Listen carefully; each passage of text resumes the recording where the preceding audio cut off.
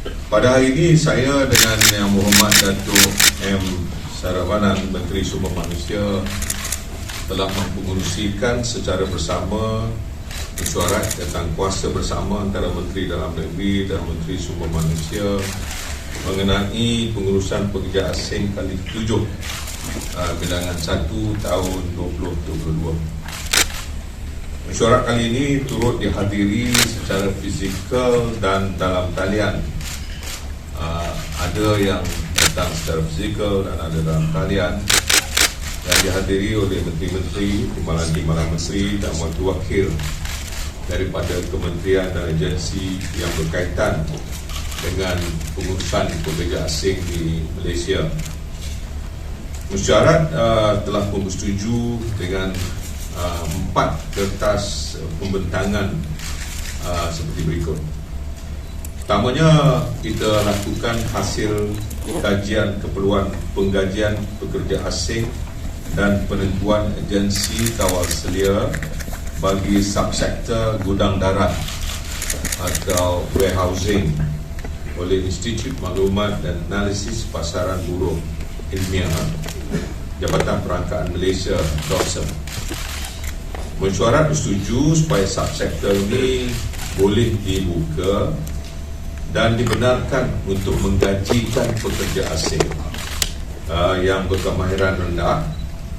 Namun, elemen kawalan masih diperlukan bagi memastikan keputusan ini tidak menjejaskan peluang pekerjaan kepada penduduk tempatan dan mengurangkan kebergantungan kepada pekerja asing. Mesyuarat juga bersetuju Kementerian Pengangkutan dilantik sebagai agensi kawal selia bagi mengawal selia pengurusan penggajian pekerja asing di subsektor gudang darat, mengikuti akta yang termaktub dalam akta di bawah Kementerian Sumber Manusia, terutamanya Akta 446. Kedua, mesyuarat pada hari ini turut bersetuju untuk meluluskan permohonan bagi penggajian pekerja asing untuk industri sarang burung walit dan Kementerian Pertanian dan Industri Makanan diberikan sebagai pengawal selia seperti yang kita berikan kepada MOT tadi. Ini adalah kerana kita merasakan peluang untuk kita memberikan sektor ini penambahbaikan dan supaya ianya dapat menjana satu pendapatan yang lebih baik untuk negara. Hari ini kita ada lebih kurang 3,000 pekerja semuanya. Daripada jumlah itu hampir 50% datangnya daripada pekerja asing. Maka sebab itu kita dapat melihat peluang yang besar ini untuk kita berikan lagi ruang untuk mereka membesarkan industri ini.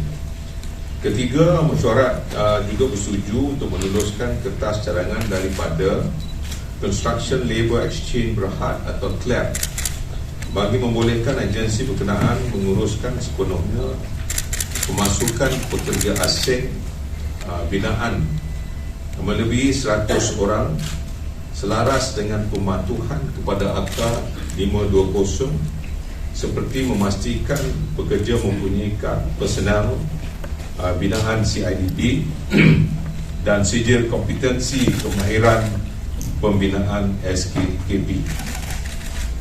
Ini adalah kerana nak memastikan semua industri di bawah industri pembinaan ini dapat dijaga dengan lebih baik dari segi kedudukan warga asingnya, kerana maklum sajalah dalam keadaan ekonomi yang begini, kadang-kadang kala pekerja itu hanya mampu untuk menyiapkan projek dalam masa setahun sebagai contoh. Jadi setahun lagi syarikat itu tidak ada kontrak yang baru, padahal di RPS kita bagi selama 2 tahun.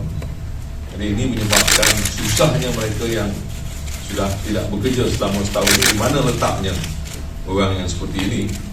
Maka kita bersetuju supaya CLAB dapat menjaga kawal selia ini untuk boleh mereka tetapkan di dalam projek-projek yang lain. Keempat, mesyuarat turut setuju untuk mempertimbangkan permohonan kebenaran pekerja asing berpermit secara jangka pendek bagi melaksanakan kerja-kerja pembinaan infrastruktur dan kerja-kerja di kawasan larangan dan tempat larangan. Dahulu di kawasan-kawasan larangan dan tempat larangan ini kita tak benarkan sama sekali pekerja asing. Tapi dalam masa terdekat ini ada projek-projek yang khusus untuk kita dapatkan mereka daripada luar untuk membantu kerja-kerja tersebut. Maka hari ini kita benarkan, tetapi dengan SOP yang akan kita keluarkan, dan kita bersetuju untuk Kementerian Dalam Negeri memastikan kaedah dan akan diputuskan oleh Kementerian Dalam Negeri bagi projek-projek seperti ini di masa hadapan. Bagi memenuhi keperluan industri, mesyuarat pada hari ini juga bersetuju untuk membenarkan pekerja asing digajikan dalam subsektor yang dahulu kita bekukan, iaitu barang lusuh dan subsektor dobi. Ini antara lain kita juga bersetuju untuk membenarkan pekerja asing daripada semua 15 negara sumber untuk bekerja dalam sektor perkilangan, pembinaan dan perkhidmatan. Itulah perkara baru yang telah pun kita teliti dan bersetuju dalam mesyuarat tersebut. Sementara itu, bagi menyelesaikan masalah pengambilan pekerja asing dari Indonesia, mesyuarat bersetuju supaya Kementerian Sumber Manusia dan Jabatan Immigration untuk mengadakan perbincangan dengan secepat mungkin dengan pihak Indonesia untuk memastikan segala salah faham, communication breakdown yang ada itu dapat diselesaikan dengan secepatnya.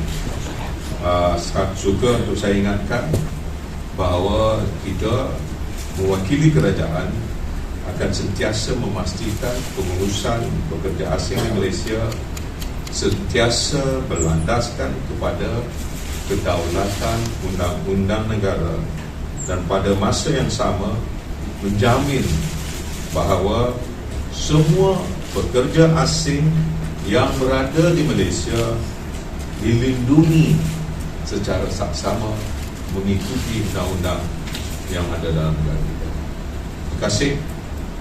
Itulah yang ingin saya sampaikan bagi syarat kedua. Tak ada, terima kasih. Assalamualaikum warahmatullahi wabarakatuh. Korang ni selalu je. Yang pembincangan yang akan diadakan untuk Indonesia dalam masa terdekat akan bermula hari ini. Dia akan kita dapat selesaikan dengan secepat mungkin. Bermula hari ini sudah ada perbincangan, tapi dia memerlukan sedikit perubahan penelitian dalam isu-isu yang akan dibangkitkan bersama bagi kedua pihak. Yang Dato' Sri mention misunderstanding, communication breakdown tu apa dia, dan juga ada cadangan daripada majikan dan juga persatuan untuk MAID ni untuk do away with the MAID online system ni. Maknanya kita tak payah ikut sistem tu ataupun replace. Itu persatuan ataupun agent dia kata tidak payah buat MAID online. Tapi rakyat Malaysia pula macam mana? Apakah mahu ikut agent atau bagaimana?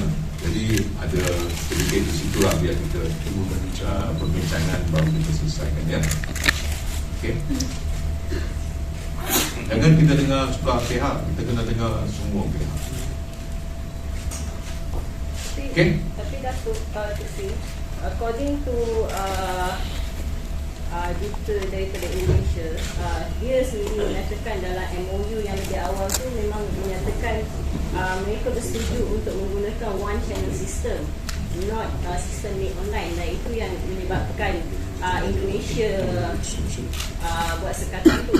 Jadi boleh jelaskan tak apa sebenarnya isu yang menyebabkan Indonesia nak buat sekatan? Betul lah one channel system, tapi apa yang kita juga ada dalam perjanjian tersebut. Segala perkara yang ada timbul kekhilafan tidak patut dibawa ke pihak media. Itu juga ada. Jadi saya tak payahlah sebut itu, biar kita bincang yang mereka sebut dalam ya. Apa Ada isu lain?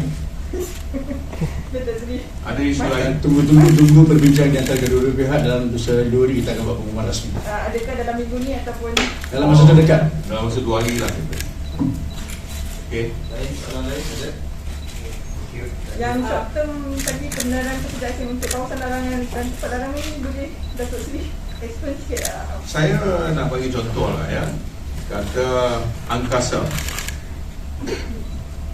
Itu adalah merupakan kawasan larangan.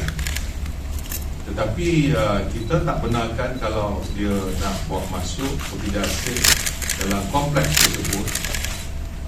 Maka oleh kerana itu adalah satu polisi, oleh kerana pengkhususan untuk projek penambahan kompleks itu perlu diadakan.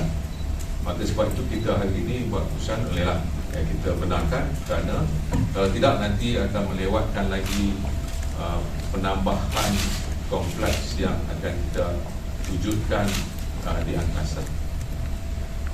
Okey. Datuk Seri Wadin nak tanya sikit mengenai isu siasatan SPRM ke atas. Tanya Malaysia ke dia, dia lebih arif. Tanya Malaysia ke dia tahu. Tak, saya nak tanya Datuk Seri mengenai Sebab saya pun dah tahu, sebab saya duduk sini, tak ada operasi dekat semua Malaysia. Malaysia ni tahu ada semua Malaysia. Saya tak Sampai tanya. boleh cakap 40 orang kena tangkap. So you better ask them. No, I'm not asking about that. Kami mendengar bahawa Ketua Wanita MIC Puan Morgana dipanggil oleh Saya semalam jawab media. Saya kata, saya tak ada laporan. Dan tangkapan itu dibuat oleh SPRM. Sepatutnya media tanya SPRM. Apabila tanya saya kata saya tak ada laporan. Tapi cuma kata sekiranya ada orang yang MIC kena tangkap, jangan kaitkan dengan MIC. Itu je saya cakap. Tapi heading media dia kata, Sarabun mengakui ada orang yang MIC terlibat. Come on lah. Setakat ni saya tak ada maklumat siapa kena tangkap, siapa belum kena tangkap. Sila minta kepada SPRM. Saya tak ada jawapan. Okey. Thank you. Terima kasih. Thank you. Right. Okay.